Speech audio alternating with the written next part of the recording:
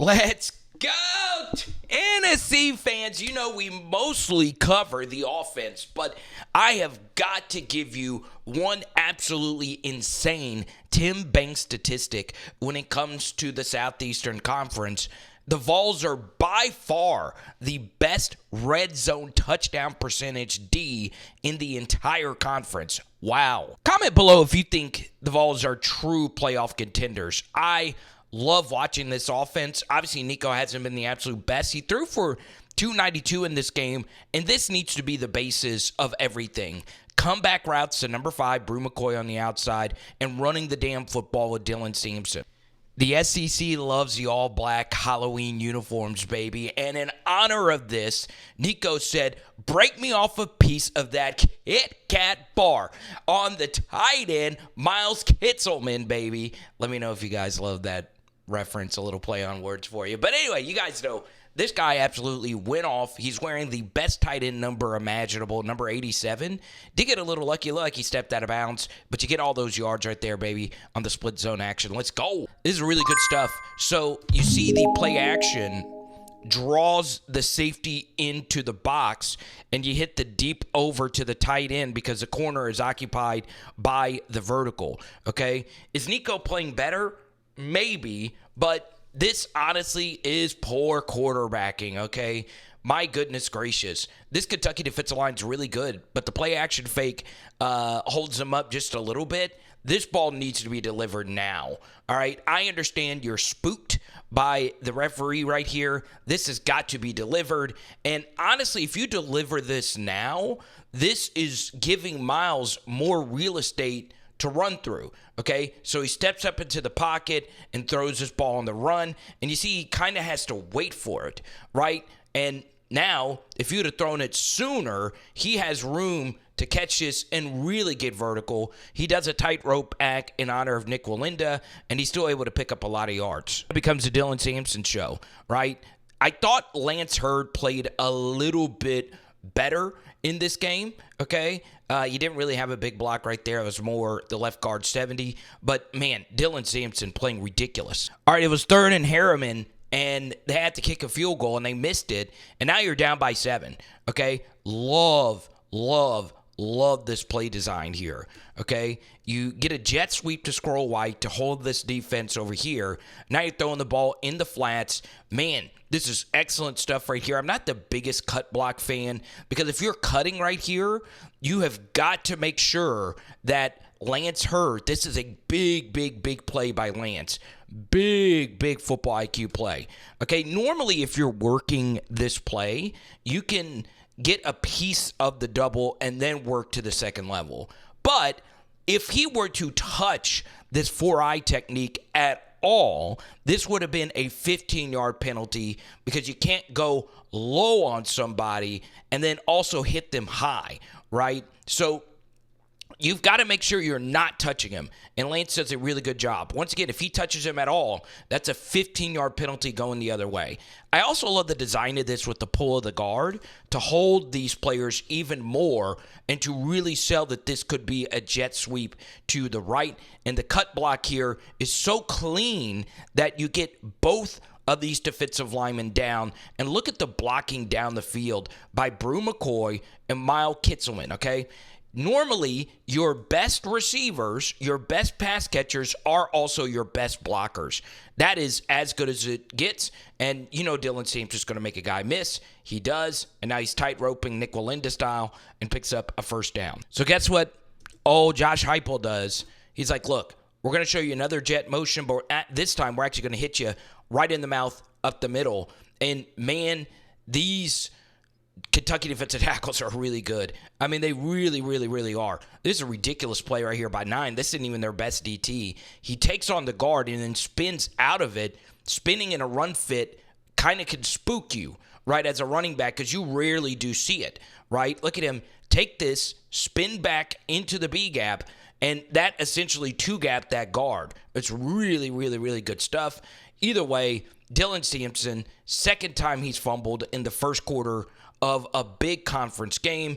You just can't have that from your best player, your Heisman candidate, but he more than made up with it later in the game. Yeah, so this game was the game between do you know ball wide receivers, right? Kentucky's Dane Key is really good, but in a very weird offense. The same could be said about Bru McCoy. He's been so good, but because the offense has been so inconsistent, he hadn't quite had the numbers. But anyone would tell you that's actually watched Vols games that he's been better than 325 yards receiving. That is just nasty, get off me play. Number 5, the 5-star, showing you why this guy has true NFL potential, and he picks up a nice first down. All right, let's move ahead to this 4th and 5. And look, I'm not the biggest fan of this design. I think this is supposed to be, just one of these switch vertical things. I mean, that's a lot. That's a really difficult throw to make on a 4th and 5, going for the whole shebang. And Kentucky has this pretty much covered. And obviously, NICO had the leaking running back for a first down as well. But he also sees a wide open lane to run through, and this is him just making a play. And this is why it's so important in the SEC to have a QB with some mobility, right? And NICO's legs have been pretty solid up to this point of the season. So really good stuff to pick up the first. All right, so there is no offensive coordinator in the SEC, none, that is better at attacking the boundary, right? Because normally when you think of Tennessee, you think of these wide splits. Where they really can kill you, though, is to the short side of the field, okay? So you give a really hard play action fake, once again with the puller, and you have a vertical here, and where you're throwing the football is to Miles, right?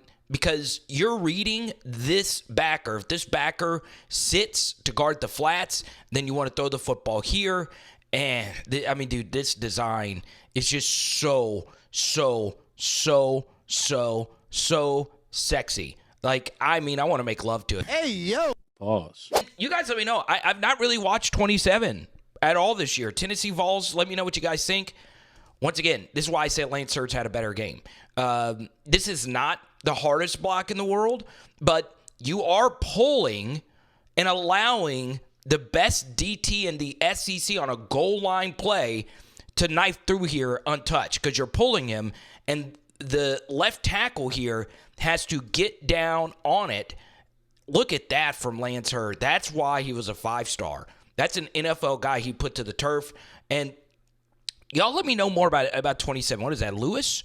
Man, he did well. All right, this is NICO's best play of the night, second in Murfreesboro here. And Kentucky is bringing both players off the edge, okay? And there is a lot of pressure. Watch NICO step up into it. Now, could he have thrown this now after stepping up? Sure, right? But he does step through with 2 hands on the football to secure it, and then finds a way to finally get this football to Miles.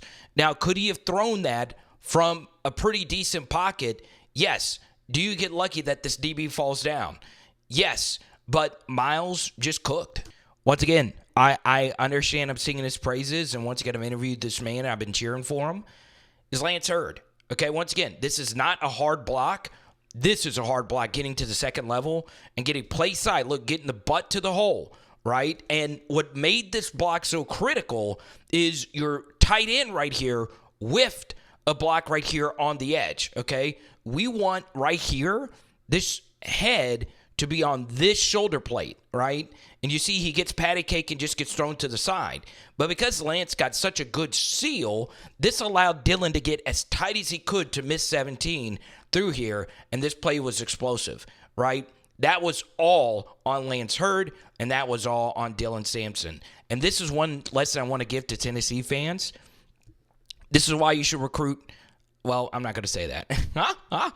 Big night for Tim Banks. I understand Kentucky's offense isn't that great, but you held Dane Key to only 2 catches for 40 yards when he torched you last year, and your defense continued to make plays while your special teams continued to stink, and you get the football back. So before that strip right there, it was another missed field goal. So the game, you should be up 13-10 at the very least, right? If you make 2 of the 3 field goals you miss.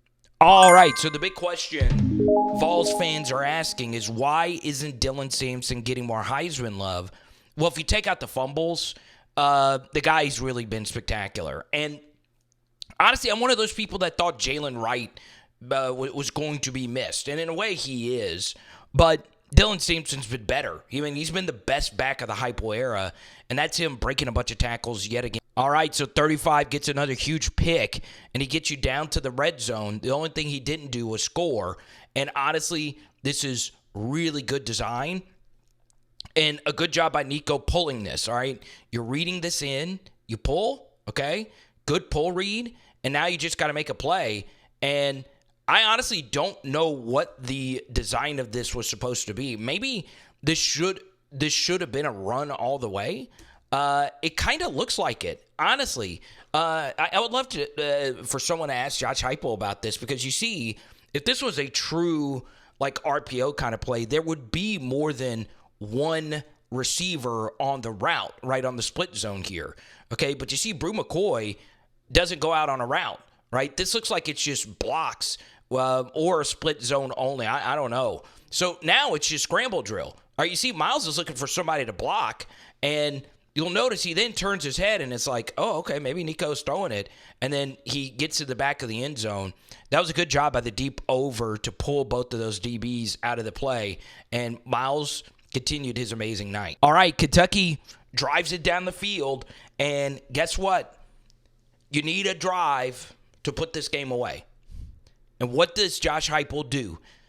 He goes back to what worked earlier. Okay, vertical here, wheel here, vertical here, and hopefully this running back could hold the flat, right? So you play action there, and look at how many players are drawn to Dylan Sampson just off that play action, right? So now you got three guys right here.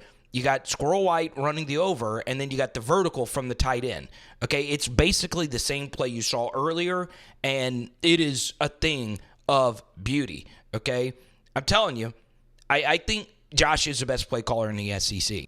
All right, 2nd and 1, NICO makes a big play. I mean, there's no other way around it. Play action fake.